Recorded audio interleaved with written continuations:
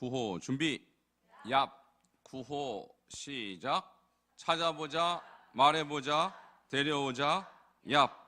구원의 확신부터 복습하도록 하겠습니다. 요한일서 5장 11절과 12절 시작. 또 증거는 이것이니 하나님이 우리에게 영생을 주신 것과 이 생명이 그의 아들 안에 있는 그것이니라. 아들이 있는 자에게는 생명이 있고 하나님의 아들이 없는 자에게는 생명이 없느니라. 요한일서 5장 11절 12절 말씀. 아멘. 기도응답의 확신 요한복음 16장 24절 시작. 지금까지는 너희가 내 이름으로 아무것도 구하지 아니하였으나 구하라 그리하면 받으리니 너희 기쁨이 충만하리라. 요한복음 16장 24절 말씀. 아멘. 승리의 확신 고린도전서 10장 13절 시작.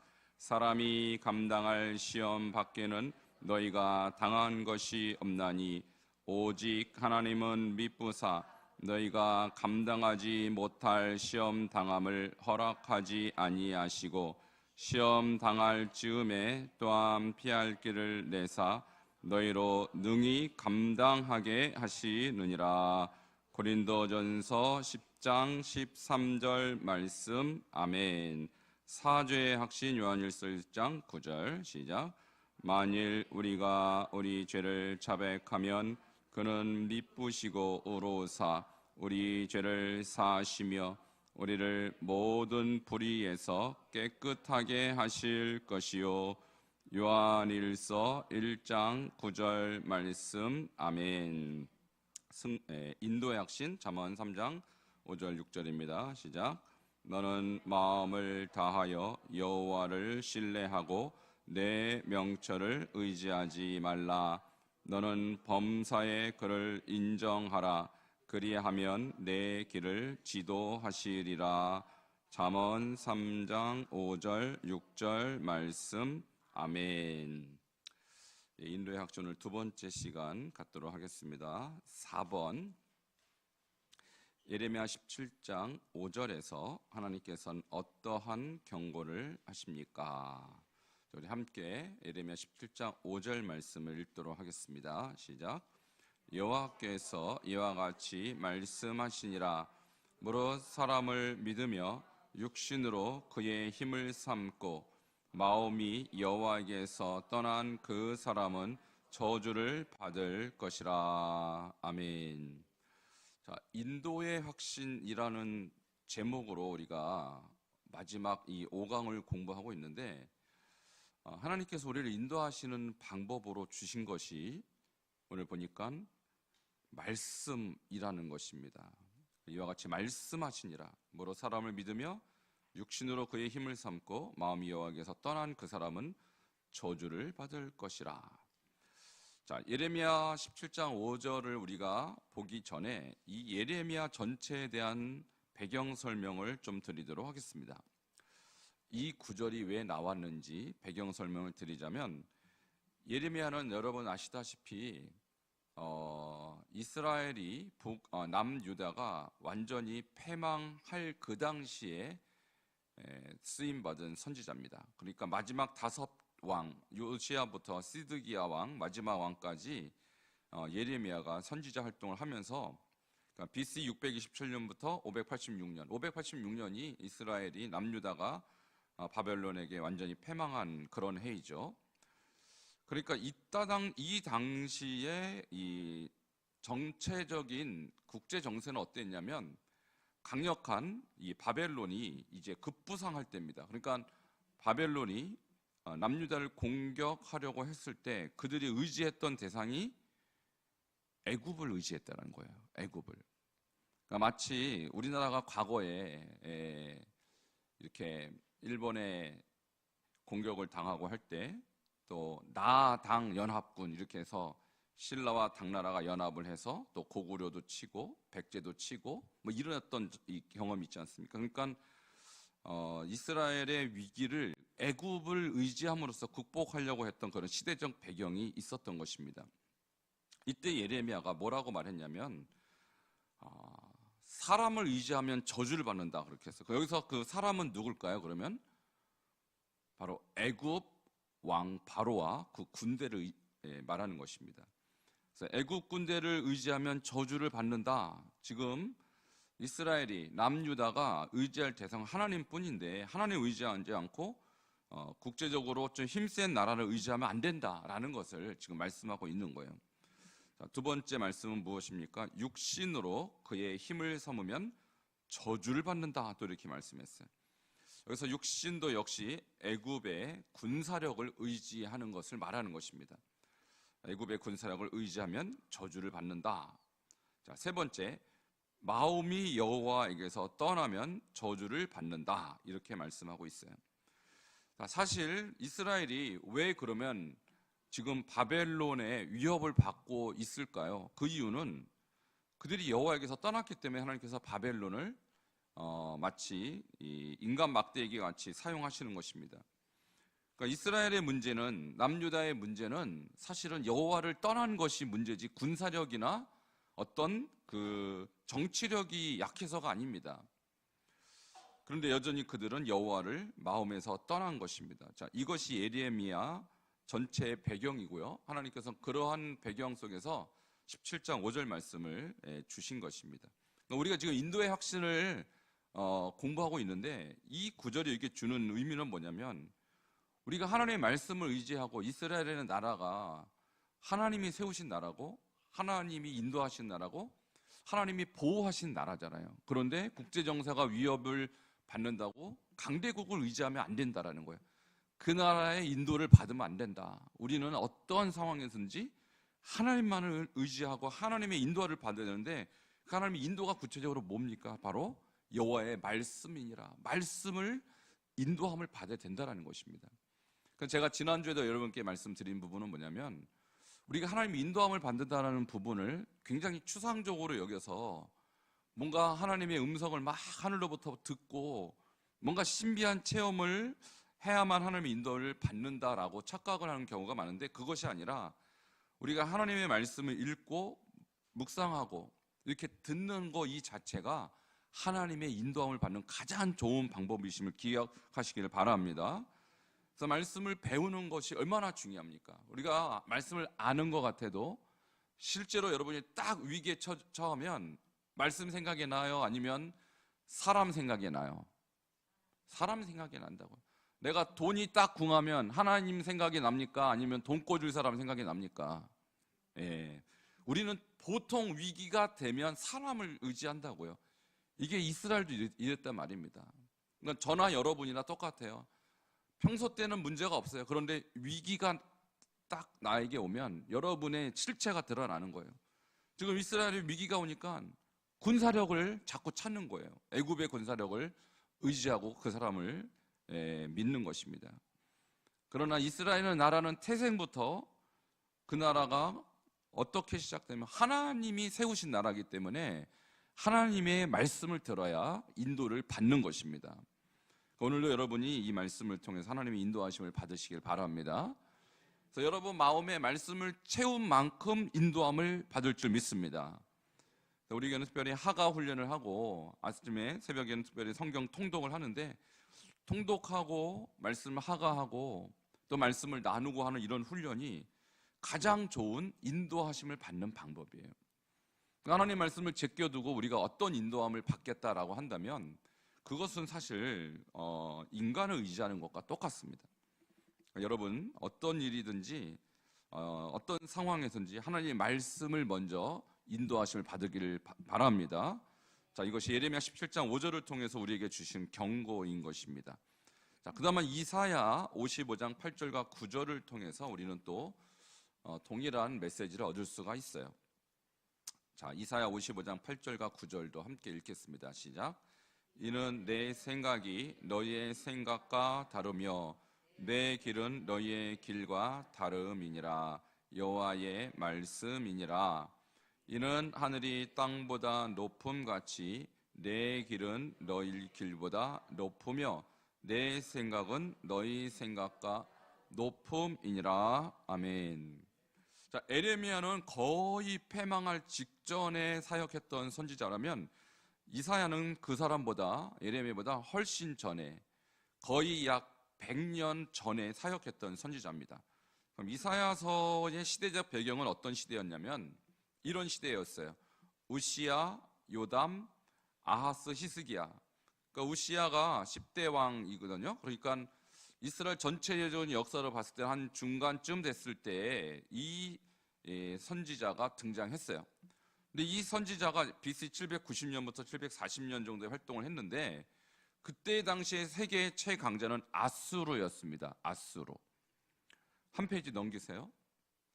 네, 아수르의 팽창 정책으로 인해서 지금 위기에 봉착해 있을 때 있어요. 그러니까 시대마다 강대국이 달랐던 것이죠. 아까 예레미야 시대는 바벨론이 강대국이었으니까 누구를 의지했냐면 애굽을 의지한 거예요. 자, 지금은 아수르가 강대국이었다라는 것입니다. 그러니까 이때 강대국이니까 오히려 그때는 어떻게 하려고 그러냐면 왕들이 아수르와 동맹을 맺어서 우리가 좀 그들의 보호를 받아보자, 이런 생각을 했던 것입니다.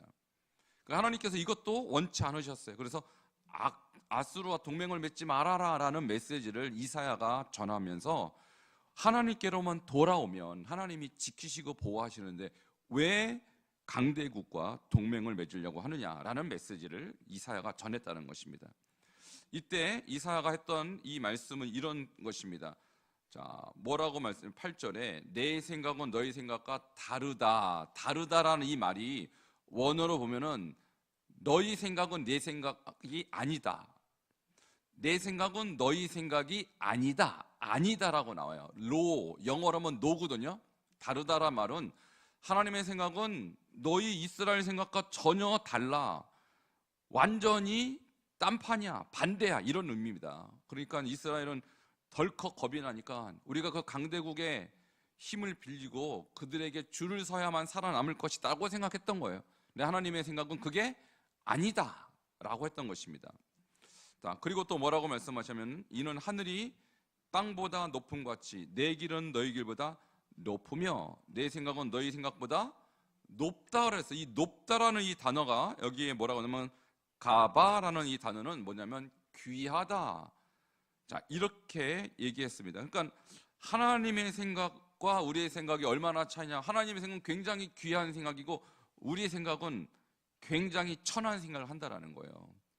그러니까 이스라엘은 육신적으로 생각했어요. 우리가 살아남으려면 우리는 저 나라와 동맹을 맺어야 된다. 이런 생각은 어떤 생각이다? 굉장히 하찮고 미련한 생각이라는 거예요. 자, 그러니까 우리는 왜 인간의 명철로 자신을 제한해서는 안 되느냐라고 질문한다면 우리는 하나님의 인도하심을 받아야 성공할 수 있고 하나님의 인도하심을 받아야 승리할 수 있는 존재임에도 불구하고 우리는 마치 이스라엘이 강대국의 줄을 서면 살 것처럼 우리도 인간의 도움을 찾고 의지한다라는 것입니다. 이것이 우리의 습성이라는 거예요. 여러분 그렇지 않겠어요? 돈이 궁하면 돈 많은 사람에게 우리는 줄을 서요. 그럼 그 사람이 도와줄 것 같으니까. 근데 하나님의 생각은 그것이 아니다라는 거예요. 내가 뭔가 좀 어려우면 나를 도와줄 것 같은 사람을 찾습니다, 인간은. 근데 하나님은 우리의 생각보다 뭐하다고요? 높아요, 귀해요. 우리의 생각은 미련하다는 거예요. 자, 이 말씀이 바로 이스라엘 전체를 향한 말씀이라면 우리도 마찬가지라는 거예요. 나에게 문제가 생기고 위기가 오면 우리는 나를 도와줄 만한 누군가를 자꾸 찾고 힘 있는 사람을 찾는데 여러분 그것은 미련하고 하나님과 생각은 전혀 다르다는 것입니다. 그러므로 어떻게 해야 됩니까? 우리가 하나님을 의지해야 하는 것입니다. 자, 우리의 명철로 우리 자신을 제한해서는 안 되고 하나님을 의지하라. 이것이 이사야서나 예레미야서나 한결같이 그 당시 백성을 향한 선지자들의 말씀이었다는 거예요. 여러분 오늘날 이사가 또 등장하고 또 예레미야가 이 시대에 등장한다면 대한민국 땅을 향해서 뭐라고 말할까요? 반석중앙교회를 향하여 뭐라고 말할까요? 여러분을 향해서 뭐라고 말할 것 같습니까? 자, 돈 많은 미국을 택해라.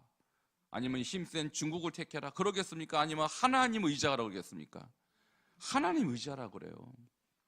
그러니까 우리는 국제 정세로 봐도 우리는 항상 강대국 틈바구니에 끼어서 눈치 보는 나라였어요. 근데 이런 나라가 지금 여러분 생각해 보십시오. 전 세계에서 대한민국 여권 파워가 2위예요. 여러분 여권으로 갈 수 있는 나라가 세계에서 랭킹 2위라는 것은 그만큼 이 나라가 신인도가 높고 이 나라를 사람들이 인정한다는 뜻입니다. 자, 그것이 미국 탓입니까? 중국 탓입니까? 일본 탓입니까? 여러분, 이 나라가 하나님 의지했기 때문입니다. 새벽마다 기도하는 하나님의 종들, 숨어서 주님을 의지했던 그 기도의 소리에 하나님께서 역사하신 것입니다. 그러니까 우리는 다른 나라를 의지해서는 안 되고 하나님 의지해야 되는 나라예요. 그 이스라엘과 똑같아요. 가나안 땅을 정복하려고 딱 정탐꾼들이 가보니까 뭐라 그러면 이 땅은 거민을 삼키는 땅이다 이렇게 했어요. 무슨 말이냐면 전 세계 강대국 틈바구니에 있어서 누구를 통해서 정복당하던 정복당하기 딱 좋은 땅입니다. 그런 뜻이에요. 왜? 밑에는 애굽이 있죠. 주변에는 아수르가 있죠. 강대한 나라 틈바구니에 있어서 살기 좋은 땅이 아니라는 표시예요. 그것을 정확하게 10명의 정탐꾼이 얘기했을 뿐이에요, 사실은. 근데 그것은 인간의 생각이라는 거예요. 하나님의 생각은 다르다. 하나님의 생각은 그들보다 높습니다. 그러므로 나라와 민족을 하나님께서 구해 주신다고 우리가 믿는다면 하나님께 기도해야 됩니다. 지금 우리나라가 굉장히 위태로워요. 국방에 지금 공백이 있어요. 경제도 위기예요, 지금. 자, 이런 시간에 하나님이 도우셔야 됩니다. 하나님이 이 나라를 보호하셔야 됩니다. 그러니까 여러분 기도하셔야 돼요. 이 나라가 지금 위태위태한 상태예요, 지금. 정말 여러분 깨어서 민족을 위해서, 나라를 위해서 정말 눈물로 기도하시기를 바랍니다. 절대로 다른 나라가 우리나라 먹여 살리거나 돕지 못해요. 하나님이 도우셔야 돼요. 자, 이게 1순위입니다. 이게 1순위예요. 지금 국제 정세로 봤을 때 이스라엘 역사는 항상 강대국 속에서 살아남아야 되는 상황이었고, 그때 그들은 자기가 볼 때 강한 나라에게 줄을 섰다고요. 처절하게 실패로 들어갔습니다. 역사가 주는 교훈, 성경이 주는 교훈이에요. 우리는 반드시 하나님만 의지해야 되는 것입니다. 자, 그리고 6번으로 이제 넘어가면요. 6번에는 이제 신약으로 넘어와서 우리가 하나님의 인도하심을 받는 부분에 대해서 우리는 구약의 두 사례를 봤고, 이제 신약의 예수님의 사례를 보겠습니다. 예수님께서는 결정을 내리실 때 어떤 원리를 따르셨습니까? 자, 이것이 예수님이 하나님의 인도함을 받는 방법이었다는 거예요. 우리도 예수님의 모범을 따라가고 있는 것이죠. 함께 38절과 39절을 읽도록 하겠습니다. 시작. 내가 하늘에서 내려온 것은 내 뜻을 행하려 함이 아니요 나를 보내신 이의 뜻을 행하려 함이니라. 나를 보내신 이의 뜻은 내게 주신 자 중에 내가 하나도 잃어버리지 아니하고 마지막 날에 다시 살리는 이것이니라. 아멘. 자, 하나님이 예수님이 뭐라고 하셨냐면, 내가 하늘에서 내려온 것은, 예수님이 하늘에서 본인이 내려오셨다 그래요. 하나님의 아들이시니까 하늘에 내려오셨는데 목적을 분명하게 합니다. 내 뜻을 행하려 함이 아니요 나를 보내신 이의 뜻을 행하려 함이니라. 그러니까 예수님이 이 땅에서 많은 사역을 하셨죠. 병자도 고치시고요, 또 죽은 자도 살리셨고, 전도도 하시고, 또 귀신도 내쫓으셨어요. 자, 그런데 이 모든 일에 있어서 누가 주인이냐, 누가 나를 인도하셨냐, 바로 나를 보내신 이의 뜻, 성부의 뜻을 따랐다라는 거예요. 자, 예수님 본인도 하나님이시고요, 예수님 본인도 신성을 갖고 계셨어요. 그럼에도 불구하고 그는 날마다 하나님께 뭘 했습니까? 기도하셨어요. 자, 기도한 이유가 뭐예요? 하나님의 뜻을 헤아리기 위해서 기도하셨다는 것입니다. 그러니까 그분은 신적 존재이시기 때문에 기도할 필요가 없습니다, 사실은. 그럼에도 불구하고 그런 것을 보여주신 이유는 하나님의 뜻을 전적으로 따르겠다는 하나님 예수님의 의지와 우리에게 또 모범을 보여주신 것입니다. 자, 그러면 우리가 어떤 일을 행할 때 먼저 기도하고 일하시길 바랍니다. 그러니까 우리가 기도 않고도 사실 일이 안 되는 건 아니에요. 여러분 한번 생각해 보세요. 기도 안 한다고 교회 일이 되지 않는 것은 아닙니다. 됩니다. 심지어 아주 잘 풀릴 수도 있어요. 자, 그런데 여러분 나중에 결과를 놓고 보면 기도하지 않고 했던 모든 일들은요, 하나님 일이 아니라는 사실이에요. 내 일이 될 수 있어요. 하나님의 일이 되려면 하나님의 뜻을 따라야 됩니다. 그래서 우리가 교회 일이라고 하지만 실제로는 내 일을 할 경우가 많아요. 그래서 왜 그렇게 되냐면 내 마음대로 하고 싶은 경우가 많다라는 거예요. 이거 내 마음대로 이렇게 하면 잘 될 것 같은데 내 마음대로 안 되면 갈등이 생길 수 있어요. 자, 그런데 하나님은 우리에게 하나님의 뜻을 행하라고 우리에게 일을 맡겨주신 것입니다. 자, 그래서 기도하고 일을 해야 됩니다. 그래서 우리가 심지어 주방에서 주일날 일을 여러분 많이 하시는데 식사를 할 때도 기도하고 하셔야 돼요. 항상 우리 목자님도 꼭 기억하셔요. 주방에서 주일 섬길 때도 기도하고 하셔야 돼요. 안 그러면 내 일이 돼요. 내 의가 되고 나 자랑이 되는 수가 많습니다. 그것은 하나님이 원치 않는 거예요. 그러므로 우리 예수님께서 보여주신 모범대로 하나님의 뜻을 행하려고 행하시고 먼저 기도로 주님의 뜻을 구하는 여러분 되시기를 바랍니다. 자, 두 번째는 뭐냐면 나를 보내신 이의 뜻이 있다. 그럼 하나님 뜻이 우선인데 그 뜻은 뭐냐면 내게 주신 자 중에 내가 하나라도 잃어버리지 않고 마지막 날에 다시 살리는 이것이니라 라는 것입니다. 그러니까 결국은 주님은 영혼 구원을 가장 원하신다라는 거예요. 영혼 구원. 자, 우리가 열심히 일을 해서 열심히 사역을 해서 결국 영혼 구원하는 것이 목적이라는 거예요. 예수님이 이 땅에 왜 오셨습니까? 죄인을 구원하러 오신 거예요. 그러니까 우리도 어떤 일을 하든지 그 목적의 끄트머리는 영혼을 구원하기 위해서 이 일을 한다는 것입니다. 이게 제가 그래서 그랬잖아요. 교회의 본질은 어디에 있느냐? 선교에 있다고 그래서 그랬잖아요. 선교에 있다고. 자, 교육도 궁극적인 목표는 선교에 있고 교제도 궁극적인 목적은 선교에 있고 또 예배의 궁극적인 목적도 선교에 있는 것입니다. 우리가 전도라는 이 주님의 지상 대명령을 염두에 두지 않고 하는 모든 사역은 의미가 없어요. 자, 열심히 교제하고 열심히 예배하고 열심히 교육하고 열심히 우리가 뭔가를 사역한 결과에 영혼 구원함이 없다면 그것은 그냥 세상 공동체와 다를 바가 없다는 것이죠. 그러므로 우리도 어떤 일을 하든지 예수님이 이 땅에 오신 목적과 같이 영혼 구원하는 일에 여러분의 모든 목적을 두시기를 바랍니다. 자, 이것이 교회의 존재 목적이에요. 자, 교회의 존재 목적은 선교라고 제가 말씀을 여러 번 드렸습니다. 자, 7번으로 넘어갑니다. 자, 우리는 어떤 영역에서 하나님을 인정해야 합니까? 이미 우리가 외웠던 구절인데요. 다시 한번 읽겠습니다. 6절 시작.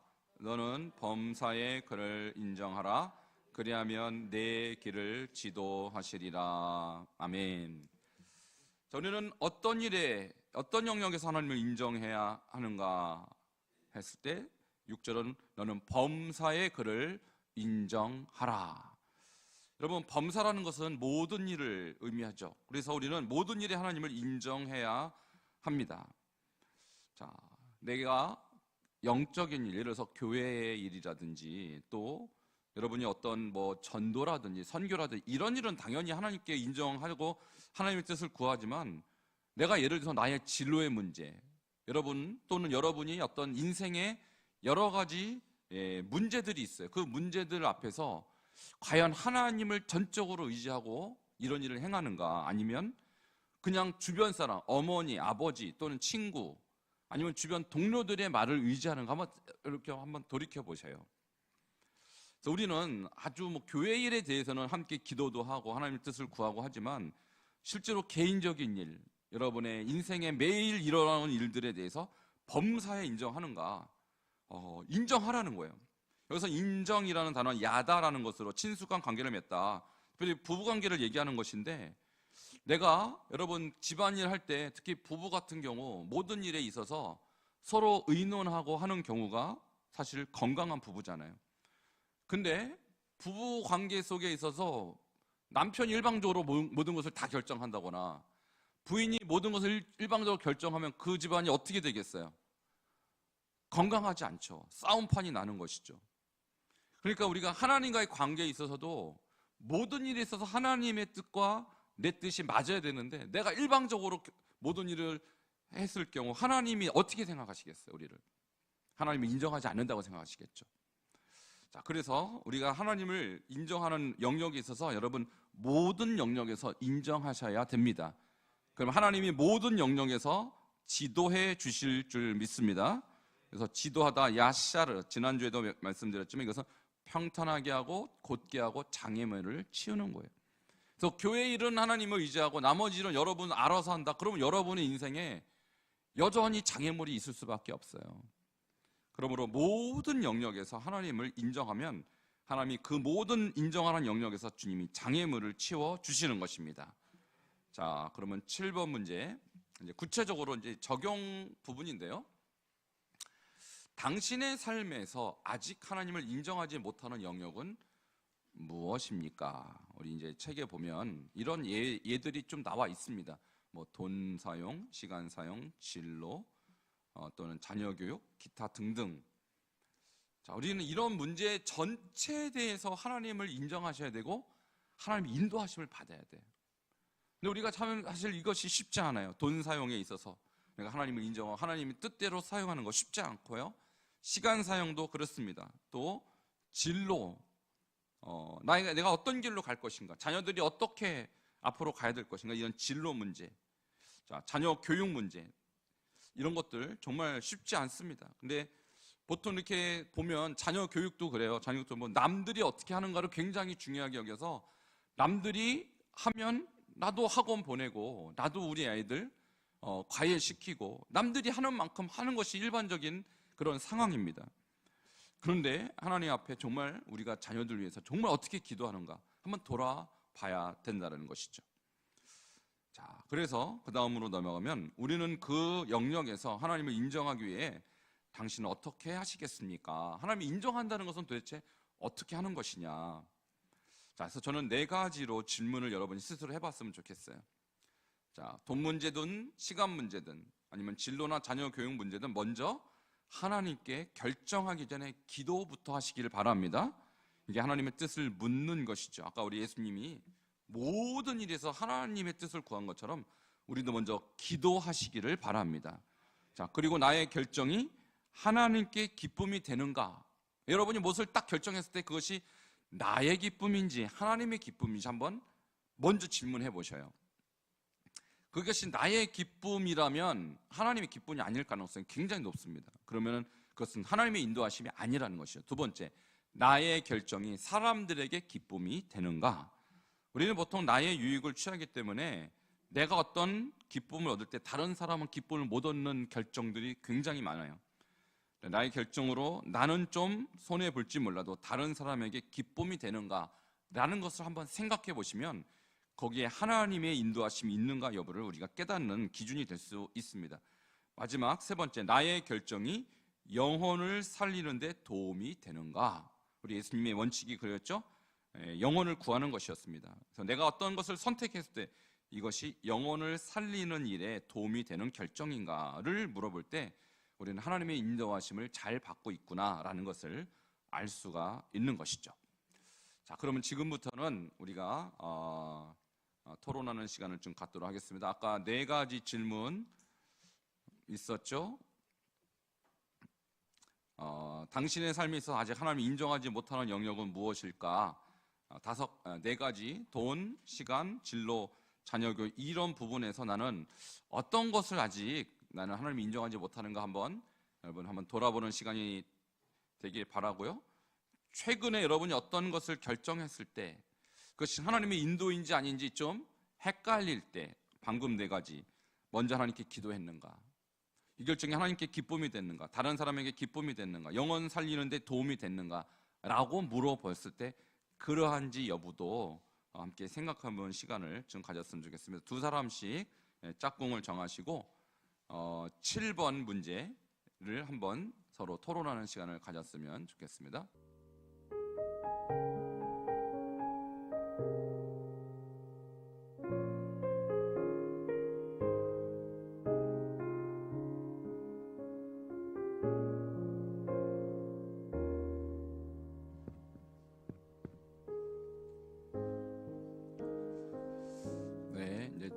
기도하시기 바랍니다.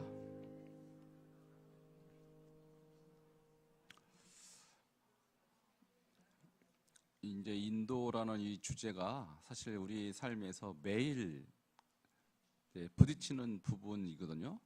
우리가 매일 문제가 있기 때문에 하나님의 인도를 매일 구해야 돼요. 근데 여러분, 그 기준을 어떻게 삼으면 좋을까? 먼저 하나님께 물어보셔야 돼요.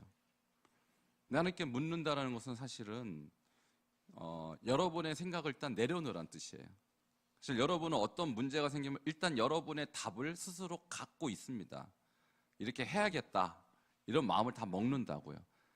자, 근데 그것이 맞을지 안 맞을지 여러분 돌이켜보면 대부분 안 맞아요. 그러니까 어떻게 하냐면 일단은 내려놓으시고 하나님의 뜻을 먼저 꼭 구하시기 바랍니다.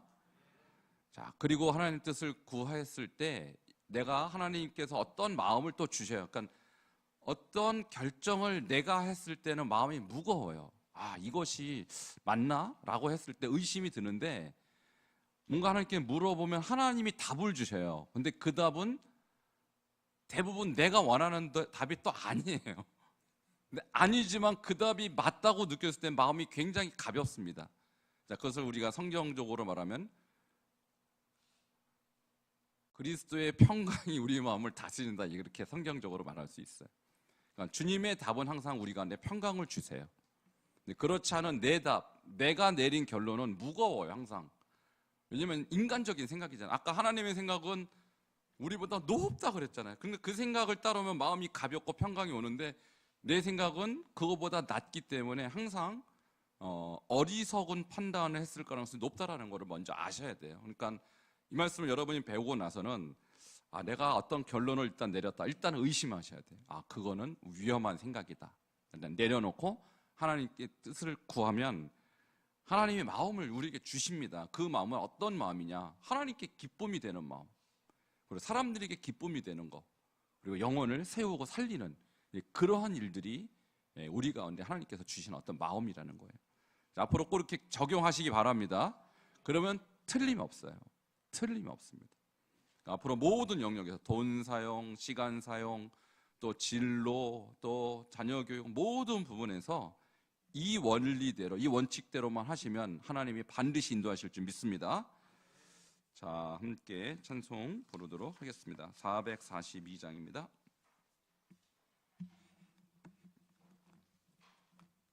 442장.